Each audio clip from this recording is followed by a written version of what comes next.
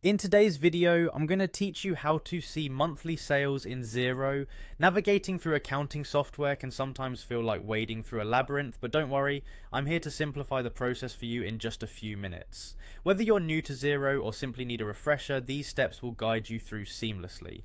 First things first, you'll want to log into your Xero account. So head over to the Xero website where you usually log in.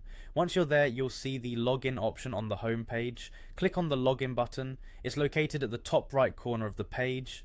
It's pretty hard to miss. Next, you'll be prompted to enter your email and password. Take a moment to do that. Don't worry if you have to take a few seconds to remember your credentials, it happens to the best of us. After entering your details, simply click on the login button again to gain access to your Xero account. Now that you're logged into your account, you'll be directed to the dashboard. Here you get a bird's eye view of your financial world. Once on the dashboard, direct your attention to the account watchlist section. This is your gateway to viewing your monthly sales.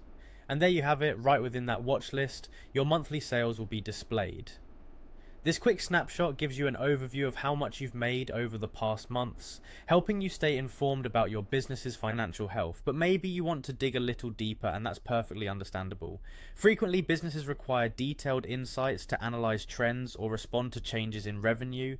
In this case, all you need to do is click on the sales value visible in your account watch list. This is a great way to filter through the information specific to your needs. Clicking on the sales value will take you directly to your sales transactions. Here you can explore a more detailed breakdown of your monthly sales, including each transaction associated with your sales. This can be useful for analyzing detailed sales data, comparing performance, or even preparing reports for stakeholders. Remember, if you have any questions along the journey, Xero's support docs and community forums are just a click away and can offer more tailored guidance.